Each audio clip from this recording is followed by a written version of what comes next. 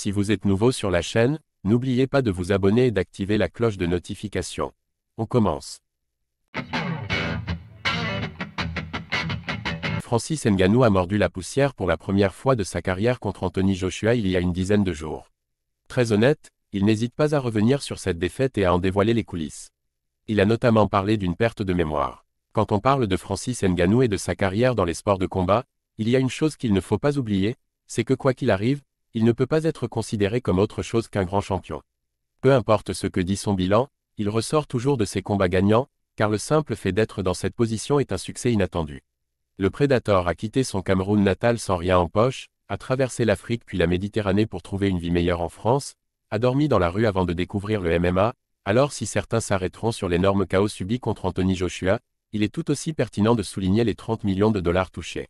Jamais personne dans sa famille ne connaîtra les mêmes galères que lui. Francis Ngannou ne se souvient de rien après son chaos. Bref, envoyé au tapis pour la première fois de sa carrière, l'ancien champion UFC n'hésite pas à s'exprimer à cœur ouvert depuis la défaite. Il a notamment dévoilé son avis par rapport à la boxe, il a expliqué ce qu'il comptait faire à l'avenir, et lors de son dernier passage dans la MMA Hour d'Ariel Helwani, il est revenu sur le chaos en lui-même.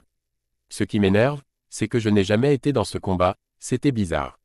J'ai passé 4h30 à attendre dans mon vestiaire. J'ai dit à mes entraîneurs que je me sentais bizarre dès l'échauffement.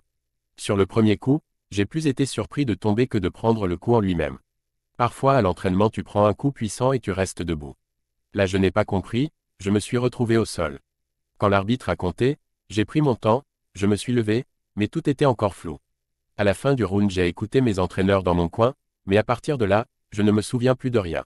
C'est pour te dire à quel point je n'étais pas dans mon assiette, je ne sais plus comment je suis passé de mon tabouret au ring. À partir de là, j'étais ailleurs. Francis Ngannou n'était pas dans son assiette pour ce deuxième combat de boxe. Arrivé très tôt à la salle, il n'a jamais pu trouver son rythme et se mettre dans l'événement. Résultat, il a été envoyé au tapis sur un coup anodin, et il ne se souvient de rien à partir de là. Une perte de mémoire qui va l'aider à tourner la page, ou qui va le hanter. Francis Ngannou n'était clairement pas à son meilleur niveau contre Anthony Joshua, et il le confirme. Il n'était pas dans le rythme, n'avait pas les bonnes sensations, ce qui explique son chaos. Bonne nouvelle, il ne se souvient de rien.